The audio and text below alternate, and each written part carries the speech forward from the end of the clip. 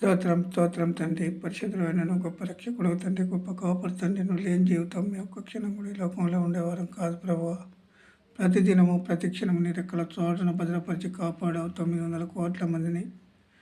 ఎంతమంది గ్రహించారో ప్రభువా నీ మాటలు, నీ ఆలోచన, నీ క్రియలు? ఎంతమంది గ్రహించలేకపోతున్నారో నీకు తెలిసే ఉంది ప్రభువా. గ్రహింపు లేని వారందరికీ గ్రహించే శక్తి కూడా దయచేస్తావు నమ్ముచు సమస్త మానవుల ప్రాణాత్మ దేహములు నీ పాదాల దగ్గర పెడుతూ, మా ప్రాణాత్మ దేహములు నీ పాదాల దగ్గర పెడుతూ మన ప్రభు అయిన యేసుక్రీస్తు నామములో అడిగి వేడుకుంటున్నాం తండ్రి. ఆమేన్, ఆమేన్. దేవునికి మహిమ కలుగును గాక. రోమాపత్రిక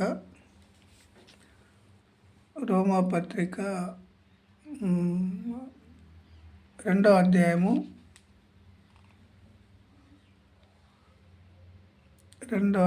21వ వచనం నుండి చదువుదాము. ఎదుటి వానికి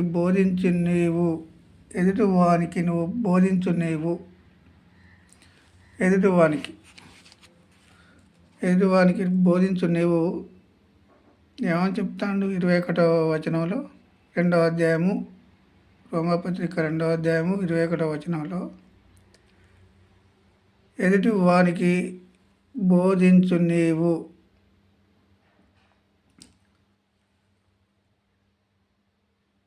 ఎదుటివానికి బోధించు నీవు, నీకు నీవే బోధించుకొనవా.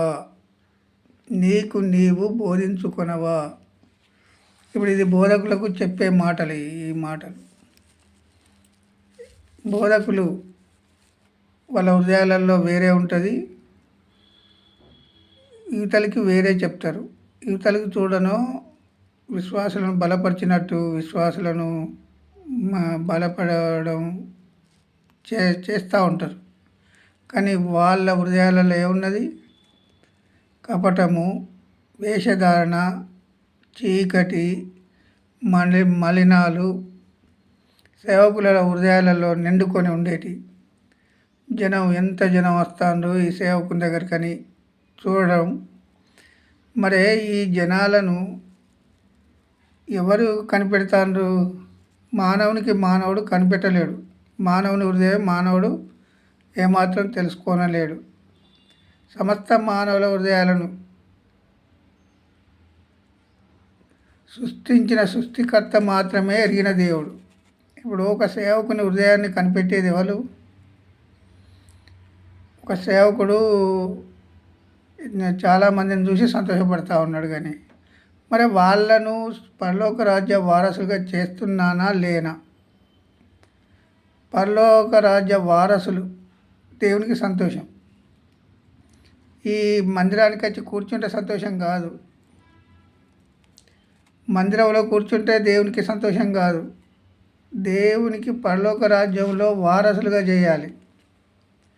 ఈ మందిరంలో ఎంతమంది ఉన్నారు చూడు, ఎంతమంది నా దగ్గర నా సంఘంలో ఎంతమంది విశ్వాసులు ఉన్నారు చూడు.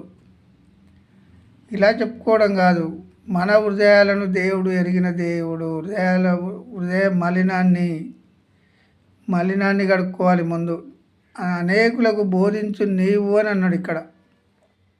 అనేకులకు బోధించు నీవు, నీకు నీవు బోధించుకొనవా అంటే మనసుతో హృదయంతో చెప్పుకొనవా? నీవు నీ హృదయంతో చెప్పుకున్నావా?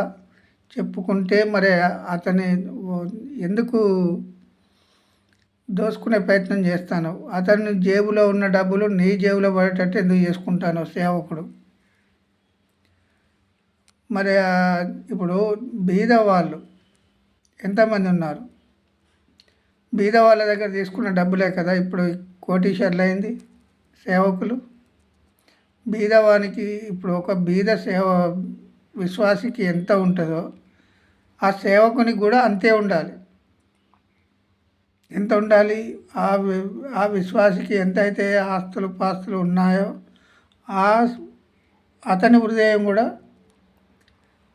అయ్యో ఈమెకి ఎంతైతే ఉన్నదో ప్రభువా నాకు కూడా అంతే ఉండాలి అనుకునే సేవకులు ఎంతమంది ఉన్నారు ఇప్పుడు? ఒక విశ్వాసికి సైకిల్ ఉంటే సైకిలే ఉండాలి, కారు కావాలని కోరుకుంటాడు కదా సేవకుడు. ఎక్కడున్నాయి రెఫరెన్సులు? బైబిల్లో రెఫరెన్సులు కావాలి.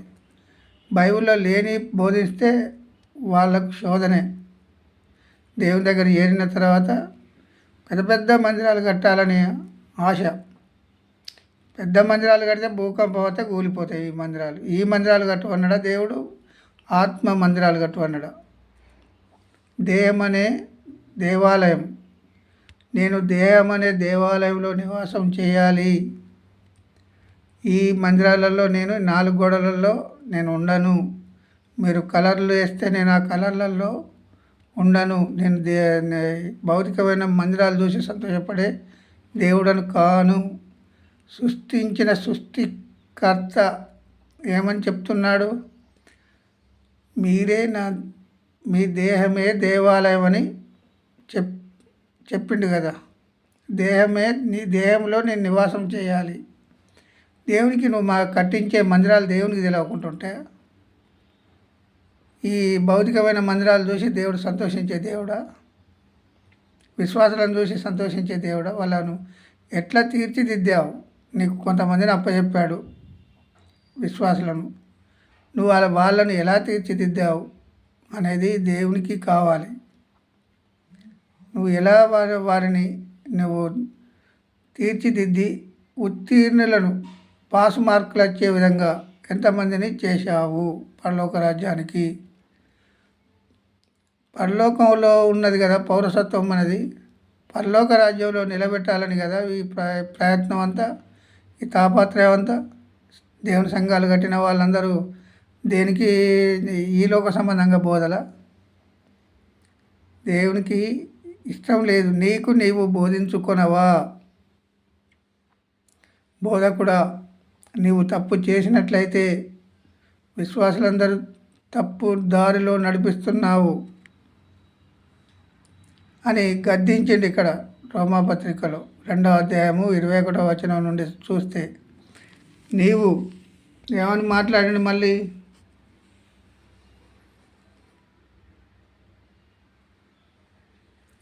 హల్లెలూయా. నీకు నీవు బోధించుకునవా? దొంగల వద్దని ప్రకటించు నీవు దొంగిలిదవా? అందరికో నువ్వు దొంగతనాలు చేయొద్దు, నువ్వు మంచి మార్గంలో నడవాలి అని అందరికీ చెప్పావు, మంచి ఆలోచన చేయాలని చెప్పావు.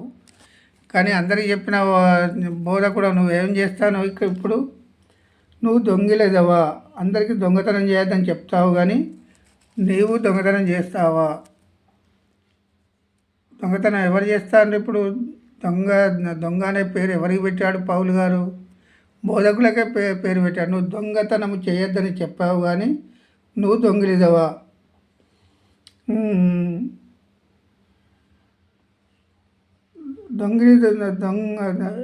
దొంగల వద్దని ప్రకటించు నీవు దొంగిలదవా? వ్యభిచరించవద్దని చెప్పు నీవు వ్యభిచరించదవా? అందరికీ వ్యభిచారం చేయొద్దని, అందరికీ మీరు మంచి మార్గంలో ఉండాలని ఈ బోధకుడు చెప్తాడు. కానీ మళ్ళీ బోధకుడు క్రియ జరిగించాలి. బోధకుడు కూడా క్రియ. ఏం క్రియ? దేవుని మాటలు, దేవుని ఆలోచన, దేవుని క్రియలు జరిగించాలి. ఎందుకంటే దేవుని క్రియలలో లేకపోతే మృతంతో సమానం. దేవుని క్రియలు లేకపోతే మృతంతో సమానం. ఏమని చెప్పిండు ఇంకా? వ్యభిచరించదవా? వ్యభిచరించవద్దని చెప్పు నీవు వ్యభిచరించదవా? నీవు వ్యభిచరించదవా? విగ్రహములను అసహించుకొను నీవు గుళ్ళను దోచెదవా? గుళ్ళను ఇప్పుడు గుళ్ళనే మింగేస్తాడు. ఏది గుడిలో ఉన్న డబ్బులు, గుడిలో ఉన్న రాబడి, ఇప్పుడు దేనిదా మనసు ఎక్కువ పెడతాడు సేవకుడు? ఆ రోజు ఆదివారం వచ్చినప్పుడు డబ్బు ఎంత వస్తుంది, ఎంత పడుతుంది, ఎన్ని కానుకలు వచ్చినాయి ఈ వారంలో లెక్కలు చూసుకునే వాళ్ళు తయారయ్యారు. ఇప్పుడు ఈ డబ్బుకు దాసుడవు అయితే దేవుని దాసుడవు కాదు. ఇద్దరి యజమానులకు ఒకడు దాసుడుగా ఉండలేడు. సేవకులు ఇప్పుడు ఎక్కువ గొడవలు ఎక్కడ మొదలవుతాయంటే డబ్బు దగ్గర గొడవలు అవుతాయి. సంఘాలలో సంఘ పెద్దలకు, సేవకులకు, సంఘ పెద్దలు అనే వాళ్ళందరికీ ఎక్కడ గొడవలు మొదలైనవి? ఈ దశమ భాగాలు, కానుకలు, వారం కానుకలు, దశమ భాగాలు చేయబట్టి ఇప్పుడు డబ్బు ఎక్కువైన మందిరాలలో గొడవలే. డబ్బు ఎక్కువైతేనట వాళ్ళు దేనికి ప్రాధాన్యత ఇస్తారు?